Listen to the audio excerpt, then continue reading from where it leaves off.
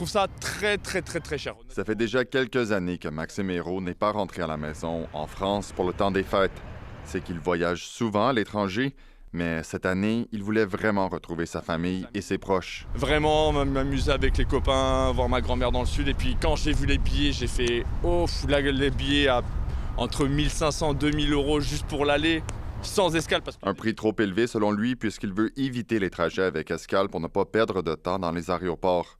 J'ai décidé de laisser tomber et de rester là pour les fêtes, même si c'est un peu plus triste, c'est vrai. Une décision difficile qu'a dû prendre Amina Mounchi. Le Congo, c'est pas la porte à côté, c'est en Afrique, donc il faut s'y prendre à l'avance. Mais bon, malheureusement, parfois même quand on essaye de s'y prendre à l'avance, c'est pas évident parce que les billets coûtent cher. Elle estime que le prix de l'aller-retour lui aurait coûté environ 1800 $, une dépense qu'elle ne pouvait pas se permettre. Franchement, du jamais vu pratiquement. Moi, ça fait plus de 40 ans que je suis dans ce métier et c'est vrai que bon, pendant les fêtes, c'est plus élevé que d'habitude, mais là, on arrive à des sommes vraiment au-dessus de 2000 $ par exemple pour aller en France. Patricia Farjon, directrice de l'agence de voyage Planète France, déplore que ce sont les familles qui sont les plus touchées. Généralement, ce sont des familles qui veulent rentrer, donc des adultes, des enfants. Donc, on se retrouve avec 3, 4, 5 billets, voire à acheter. Et ça fait énorme. Les frais sont énormes. Elle estime qu'entre 25 et 30 % de ses clients potentiels ont décidé de ne pas voyager cette année. C'est décevant,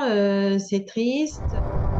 Des porte-paroles de lignes aériennes ont affirmé que les hausses de prix sont notamment dues à l'inflation et dépendent du prix du carburant. Ils ajoutent que la dynamique de l'offre et la demande affecte également cette tendance à la hausse. Ici Gregory Wilson, Radio-Canada, Toronto.